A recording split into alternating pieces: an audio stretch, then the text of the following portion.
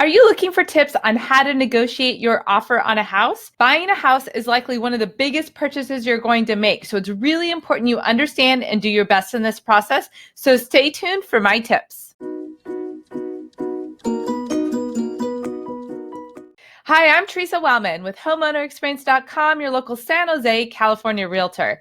And today we're going to talk about the tips for negotiating an offer on your house. This is the next video in the series that I've been doing about the home buying process.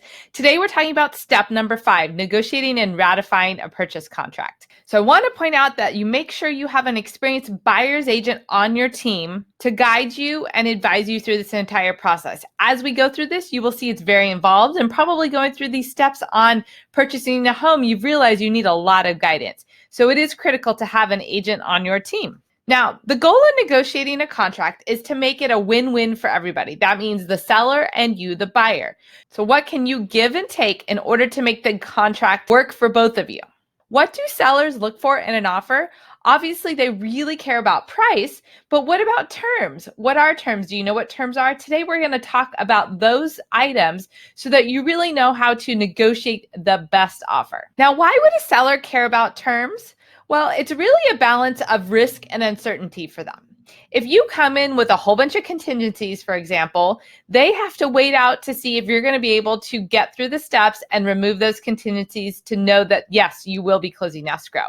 So the shorter you can make those contingencies, the less uncertainty there is.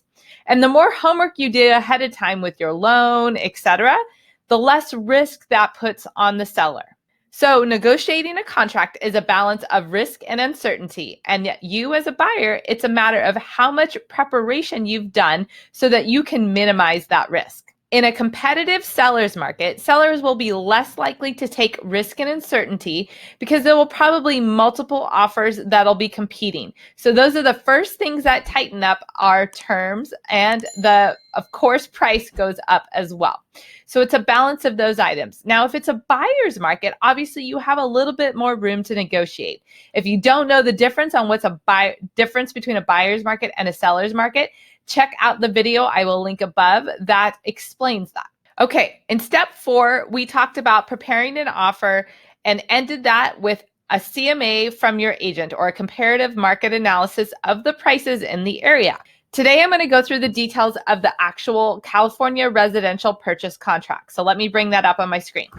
Okay, here you see the California real estate purchase or residential purchase contract agreement.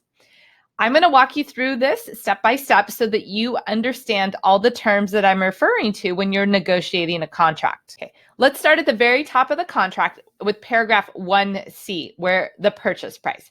Obviously, in a seller's market, you want to be as aggressive as you can with the purchase price. In a buyer's market, you maybe have a little bit of room to negotiate back and forth with the seller here. But if you've ever heard the term highest and best, in a seller's market, you definitely are going to want to put your highest and best offer price in this line. Now, paragraph 1D is close of escrow. Now, how could that be important? Well, as a buyer, if you've done your research and been fully pre-approved, you can shorten that timeline. And if the seller is living in the property, they may want to close fast, or they may need a little bit longer escrow so they can get completely moved out. So those information that you need to ask the listing agent to understand what's best for the seller, and then write your contract accordingly. If the property is vacant, likely the seller wants to sell it as soon as possible. So the faster you can close, the better. Okay, now let's skip down to paragraph 3A. This is the initial deposit, also called the earnest money deposit. That number should be 3%. So as you see here in the sample, I put $1 million and we put $30,000, which is 3% of that. That is capped out. It does not make sense to do more, but if you do less, the seller is definitely going to be a little concerned or wonder why you've done that. So the best term is to put in a full 3% in this line item. Now, something else to note is the default here is that this earnest money deposit would be deposited within 3 business days. But again, if you're in a seller's market and you want to minimize the risk and uncertainty to the seller, being able to pull that off faster is better. So it is not unlikely to see within 1 business day written in here to show that you are very serious and more competitive. Now, why would the seller want to see that? Well, again, minimizing risk. If you haven't put your earnest money deposit into the third-party escrow company and then somehow you change your mind, you could back out of the contract and the seller has nothing to hold as damages. So they want to see that money in escrow as soon as possible. Now let's skip down to paragraph 3D and F. 3D is the loan. So the loan amount obviously goes with your pre-approval. But the lower the loan amount and the larger the down payment, the more financially qualified you will appear to the seller. So it is important to do your best here. Obviously, you have limits with your budget, etc. But the more down payment you have, the looks like less risk to the seller because little things are not going to bother you. For example, in repairs and things like that, the seller, if they know that you have either a large down payment or excess in your proof of funds, then they know that you're going to be able to handle some small things and won't be surprised with the big, long repair request. Okay, so the balance of the down payment is F, and that's going to obviously total with your loan and your earnest money deposit with the balance of the down payment will total up your purchase price. Now let's move on to page 2. Okay, this is page 2 and 3 coming up. I'm going to focus here just to the left side of the screen right now. So in paragraph 3H, they're talking about verification of down payment and closing costs. This is the proof of funds that I recommended you include. This is highly important. Again, just showing the seller that you are fully qualified and have that money ready and available minimizes the risk and uncertainty for them. That's always the goal, right? Less risk and uncertainty for the seller. Paragraph I talks about the appraisal contingency. Are you able to remove that? Kind of depends on how much extra cash you have. That's a discussion you're going to need to have with your lender and your buyer's agent to understand if you can assume that risk or not, or if you need to put it on the seller. But again, in a competitive seller's market, this is something the sellers going to see minimized or eliminated potentially if there's a lot of offers. Now, your loan application, definitely your pre-approval letter should be attached. So I really highly recommend this box be checked and you attach that letter. Again, showing the seller that you are fully researched your loan and are fully qualified and hopefully fully approved and underwritten, so there is minimal risk to your loan. If you've done all of that research ahead of time, like I've been teaching in these steps, then you very well might be able to check paragraph 3J4 with no loan contingency because you don't want to have any worry or risk that your loan might not be approved. You should do that research ahead of time and then take that risk off the seller. Also take that risk and worry off of yourself. Okay, the next several pages are a lot of details about who pays what, and you're going to need to discuss that with your agent. This is an area where it's really important that you're working with a local agent who knows what is the local customary items for each of these. For example, I've seen agents who don't work in the local Santa Clara County come into this area and put things that buyers should be paying for when really in Santa Clara County, it's customary that the seller pay for those. You don't want your agent to cost you money because they're not familiar with the local area standards. So definitely work with a local agent here. Okay, now we're going to look here to the bottom right. We're going to look into paragraph 8A and, B and C, which is items included and excluded from the sale. It's very important that you and your agent discuss with the listing agent and seller what items they want to keep or leave, etc. In the contract, it needs to be written out in details. What it says on the MLS or what it says in the property brochure does not count. It needs to be written out here in the contract. So really pay attention to these details because it is very clear about window covering, satellite dishes, video cameras, all that stuff is spelled out in detail in these paragraphs. So make sure you understand these details, your agent understands, and then you make less hassle for the seller by accommodating what they prefer. For example, if there's a shed in the backyard and the seller wants to keep it, let them keep it. Or maybe the seller doesn't want to deal with it. Definitely take on the hassle. Even if it's maybe not the best of a shed and you plan to get rid of it, if you can take on that little hassle for the seller, it makes it easier for them and makes your offer much more attractive for them to accept. Now let's skip down to paragraph 9A here at the bottom. This is talking about closing possession or closing dates and possession. So typically possession of the property would be transferred at close of escrow.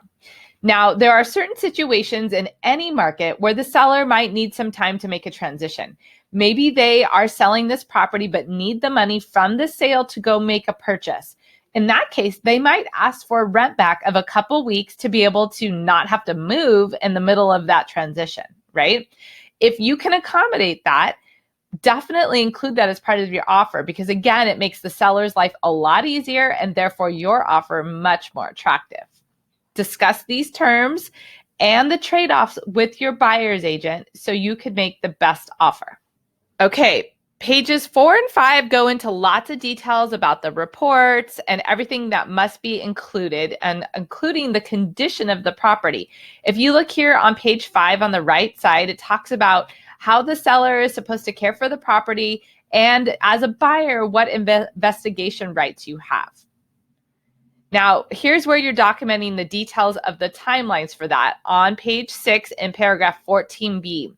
The default is 17 days that you have to do property and inspection contingencies, inspections, and have a contingency to back out if something comes up. Now, in San Jose area, if you've been listening to my videos, you know that most sellers are going to be doing those inspections ahead of time, including a property and termite inspection. Hopefully, they also have a roof inspection. And if the property inspection highlights anything of concern, hopefully they have a follow-up inspection to go with that, such as a foundation inspection or an electrical bid to fix any large electrical items. If all of that information is prepared ahead of time and you've researched and gone through the costs like we talked about in the video prior to this one, then you will have a good idea of whether you're willing to move forward and what kind of repairs you want the seller to do. So you could do a repair request right away and minimize this contingency time frame, or if it's competitive, do whatever you can to make sure that this is a minimal time frame to minimize the uncertainty and risk to the seller. Remember, we're trying to make a win-win offer for everybody. Now, the last item I really want to point out is on page 9 of the contract at the very bottom. It's the expiration of the offer. Now, every seller has a different situation. Maybe they live there, maybe they're out of town and the property is vacant. So the listing agent should be able to advise your buyer's agent on what the desired response time is. In most cases, 24 hours is a little too fast unless there's an offer deadline set and an expected time for the seller to meet. So I would plan to put in at least 48 hours, but you will see the default is actually 3 days from when the contract is signed. Now, you're going to do all of these details and terms to the best of your ability so that you can make the offer most attractive to the seller. And maybe you do all of this effort and you find that the seller still rejects your offer. Why would that be? Maybe they don't even give you a counter. They just completely reject your offer. Well, something to think about would be that maybe your price is not in line with the current comparable sales, and so therefore the seller was offended. Or maybe there was multiple offers and the seller just chose the best one who was able to tighten up and minimize the risk and uncertainty. So keep all of those things in mind to make your offer the best you can so that it's most attractive to the seller. Going through all of these details, do you see why working with your own buyer's agent is really critical and important? They can really guide you and you can have a discussion and ask questions of your buyer's agent to know how to best align all of these terms and the price to make your offer the most competitive for the current market. So I recommend you watch next what a buyer's agent can do for you. I'll put that video up here. Thanks so much for watching.